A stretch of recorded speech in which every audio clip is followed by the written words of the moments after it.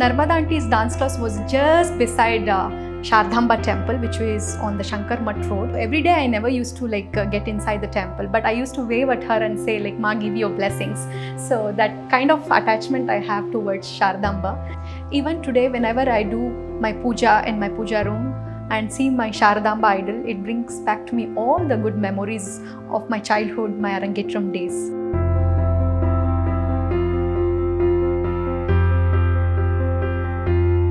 My parents and Narmada Auntie decided to do my Arangetram in the month of May.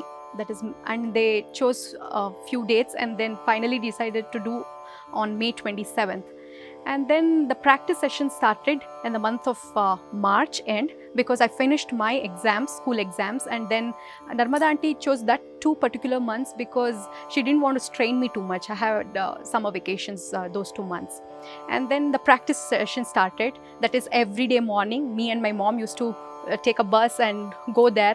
8 o'clock practice session used to start, and along with my seniors I used to do in the beginning all the Adabu session. So it was the regular practice session. After that she used to start around 9:30, 10 o'clock she used to start my Arangetram teaching. And then after that, to wind up the day, she used to give me homework to so that by in the evening when I meet her again, so I had to prepare myself and come. So again I used to go to my granny's place and take help of my granny to work on the Sanchari parts and the few mythological stories which she used to explain. And then used to prepare myself and attend the evening session. Like that, like every day practice session used to go on.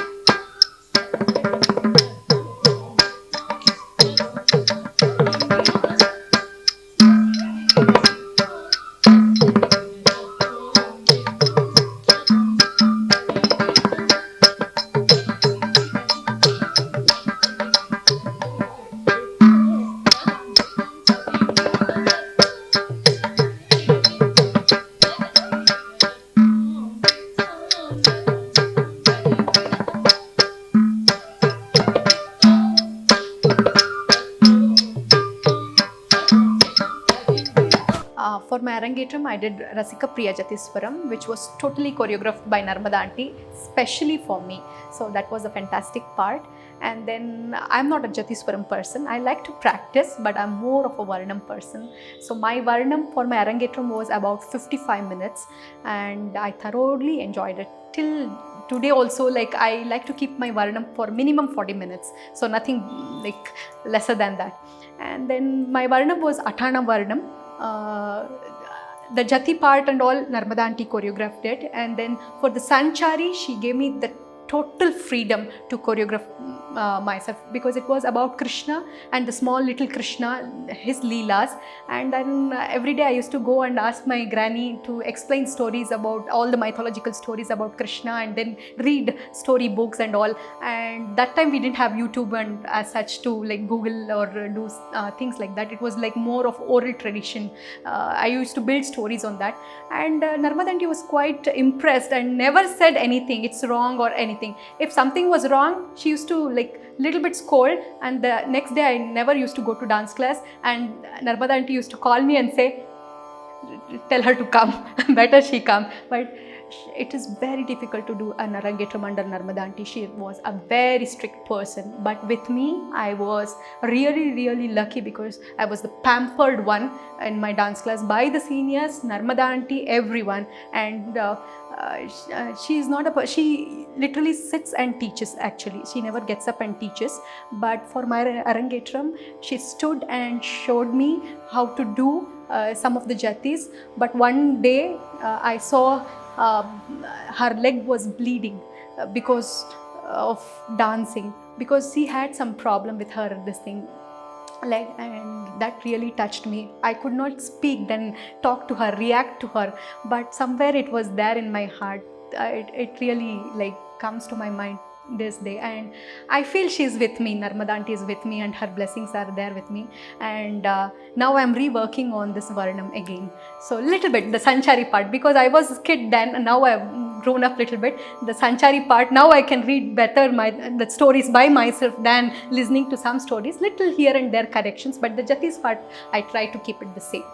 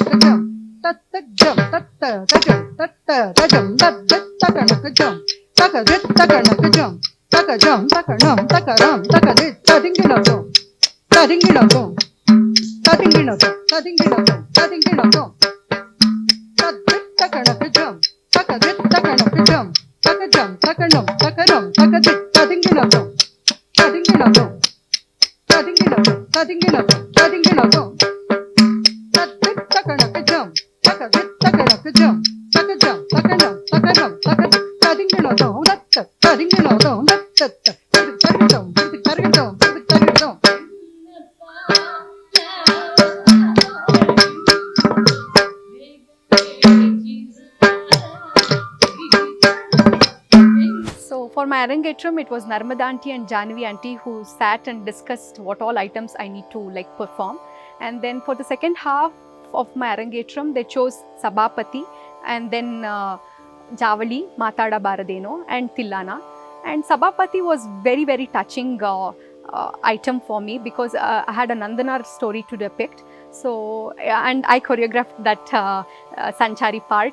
And then on the day of the program, when the Arangetram was going on, at one point of time, when Janvi auntie was singing, I just turned towards her and said I'll go towards Nataraja, and she just sang Nataraja.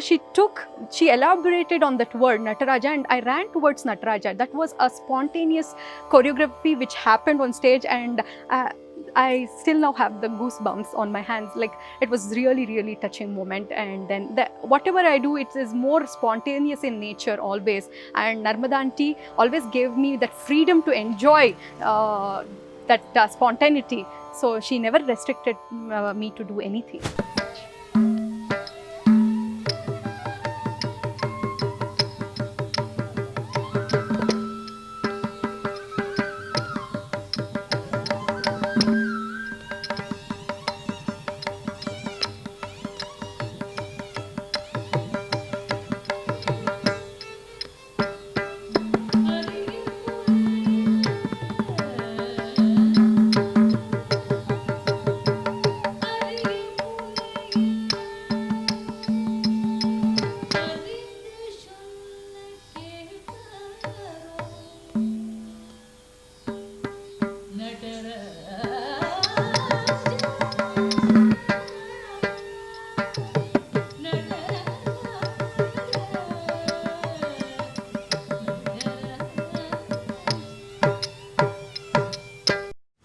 I performed Matada Baradeno Javali, which is in Kannada. Narmada auntie choreographed it beautifully, and it was in Mugdha Nayika, and right for my age at that time.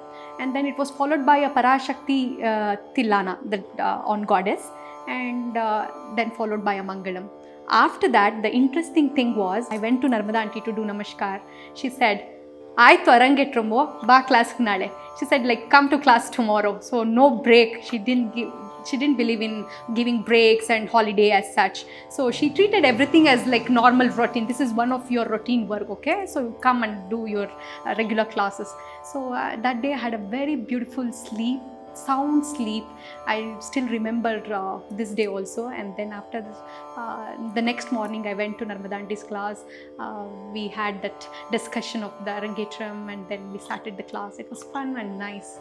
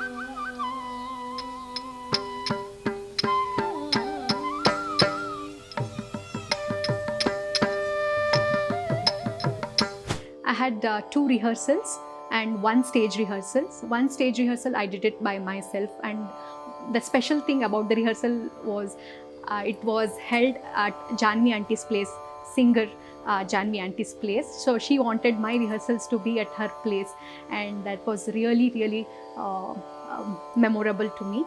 And then 1 rehearsal was at Narmada Auntie's dance class. And then on the day of my Arangetram, I was not very nervous, but I was like treated as a queen because all my seniors were there to support me, and my show, like, it was a jam-packed program, and every detailing was taken care by my guru. Nothing I never bothered about it. My parents and my teacher, everything, right from the costume. See, my costume is right here. I still have it. I can wear it till, like, I can fit into it. So this is really, because this color also Narmada Auntie like chose. I wore like orange with green border, and that also Narmada Auntie chose. So every detailing, she has that, you know, that caring nature to do everything by herself, like right from like whether have worn the flowers properly, dressed properly, everything she used to check. And then the interesting part was the guest. The unique part of my Arangetram was it was not named Arangetram, so it was named Padarpani. So she named it, and she wanted everything to be starting from P. The chief guest she called was Padmini Rao ma'am, Padmini Ravi ma'am, and Pratibha Prahalad ma'am. Even the anchor who compared my program was Praveen sir, and then Padmini Sirish. And then the gift she chose to give the guest was a flower vase, which was of brass, the lotus shaped one. So that kind of uniqueness she brought, she brings in for every student, that she has got that uniqueness to give. So that was really something special. Thank you, Narmada Auntie. From the Arangetram day when I finished in the year of 2000, and now it is 2020, nothing has changed. I feel I'm the same old Padmini, age-wise, mentally, physically, emotionally, I feel the same. Dancing-wise also, I have not changed anything at all. The spontaneity, the choreography, the spark, the energy, I try to retain the same thing. In the middle, when I saw like many dancers outside, I got quite influenced to change. I felt I'm not doing, the style is not good enough. Then something hit me hard, and then I felt whatever Narmada Auntie has given me, it's the best. I want to take it forward, that because we have varieties of things in the world, like for example sari, when you take, you have Kanchipuram sari, Kolkata cotton sari, and Bengali, and different varieties of sari, and my teacher has given me one kind of weaving. I think that weaving is the best, that traditionality, that purity, I want to take it forward.